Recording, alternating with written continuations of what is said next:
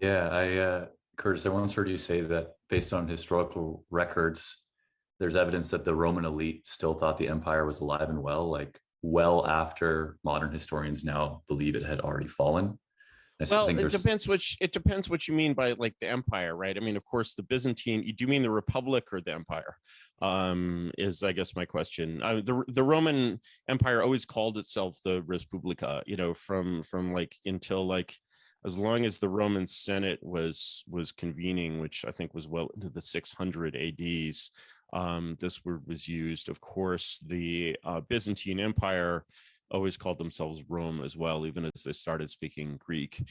And so, the sense of like the Roman Empire is sort of like the sense of the Republic falling was sort of, I think it was an abstraction that most aristocrats sort of understood at the time. They clearly understood that Augustus was something different and that it resembled, in practice, a Hellenistic monarchy, but that was just not part of their sort of official sort of understanding of the situation. And so basically, a lot of the history of the early empire, especially, is after Augustus, it sort of can get a little controversial because we don't really know whether, say, Nero was that much of a bad guy. We only know that the aristocrats who wrote the histories fucking hated him.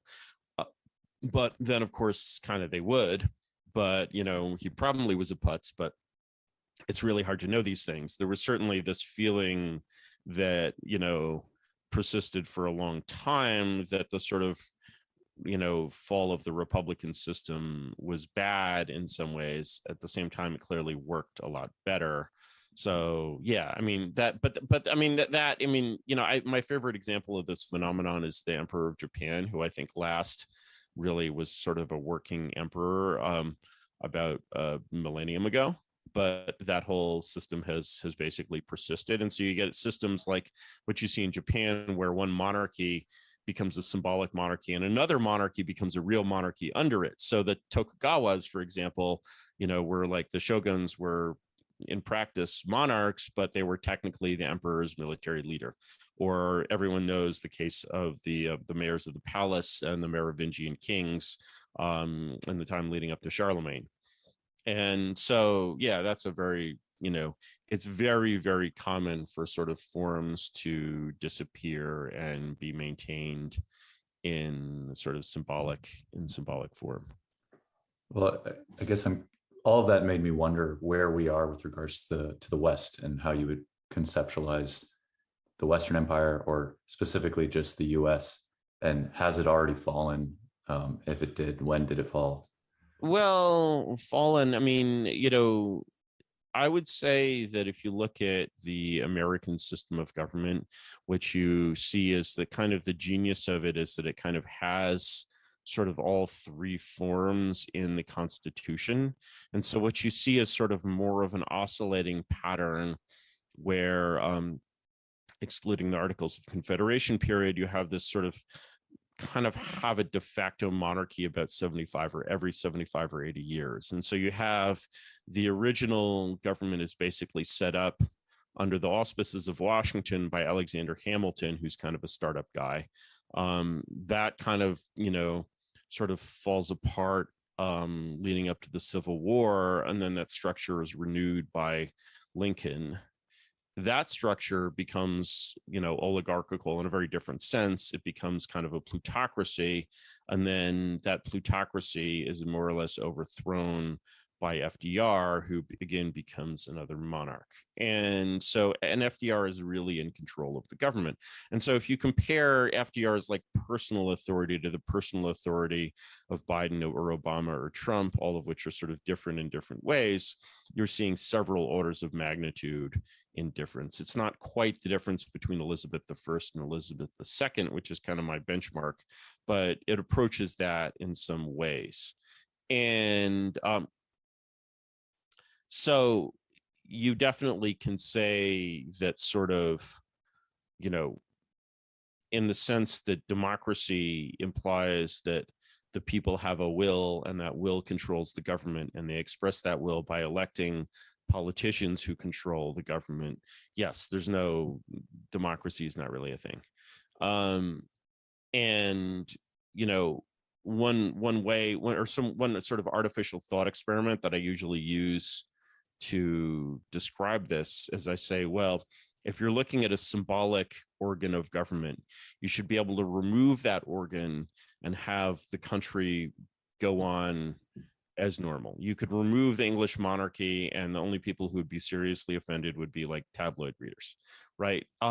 You could remove, but you couldn't remove Elizabeth I the same way. I don't know what would happen to Elizabeth in England if you remove Elizabeth I, but it's not Elizabeth in England.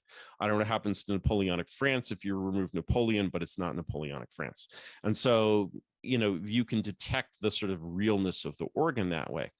So if you look at basically our system of government, um, all you have to do is recognize that the executive branch can function perfectly well without the White House. In fact, I think the White House can function perfectly well without the president. And, I think most people would agree that the executive branch would actually, in many ways, function better without the White House. It's just a distraction, because you're not really looking at the executive branch; you're looking at the legislative branch. Then you go over to the Congress and you say, "Well, this is a very, very democratic organ. As you may know, the House of Representatives was intended to be the home of turbulent, democracy."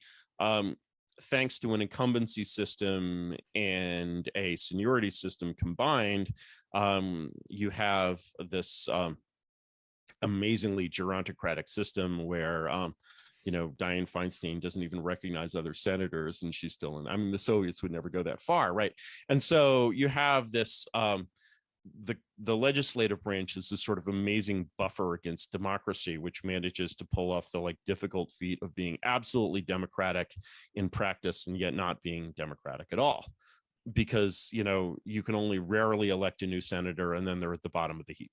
And so you have this, and that's the sort of the buffer that stands in front of the executive branch. Here's an experiment. Go to anyone who works in DC on the Hill or whatever and tell them we don't have an executive branch, we have a legislative branch, and they'll agree with you. It works every time, right? And so basically this is the sort of fundamental bulwark of oligarchy against democracy that basically manages to kind of keep the peasants with their pitchforks at bay. And Nixon couldn't crack it, Reagan couldn't crack it, Trump couldn't crack it, right? They couldn't even scratch it. They sort of got elected, Trump got elected and sort of assumed he was the leader of the free world.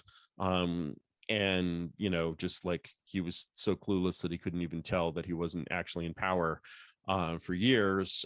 Nixon had this thing of, where he's like, okay, I'm going to take charge of this system and make it work well, rather than the whole emphasis of the people who are like Nixon, Reagan holdovers in the Trump administration, like Barr and Bolton, had this very Nixonian attitude that we're the adults in the room and we're going to, show you how to run this government in an adult way. And they got nowhere. They did nothing. And so all those people have to go. It's too bad because they sort of know these institutions and they know where the bodies are buried, but they don't want to destroy the institutions. They want to take them over and make them work properly as they conceive it. And so there's sort of no, until you have a presidency in which basically the will of the voters and the will of the candidate is really to break this system with just sort of the maximum theoretical energy described in the Constitution. I mean, this is ridiculous. It's unconstitutional. In the Constitution, it says that the president is the chief executive of the executive branch. These are ordinary English words, which should mean what they say, right? And so until you sort of break that, and then sort of even how you break it is open to question because this thing is so enormous, you really don't have any substantive political change at all, nor can you see the possibility of it. This is why you basically get this pattern under the American Constitution of a monarchy, decaying into an oligarchy, and then something snaps and you have your monarchy back again. Cool. So that's what's coming next, but I don't know when it's coming. Yeah, thank you.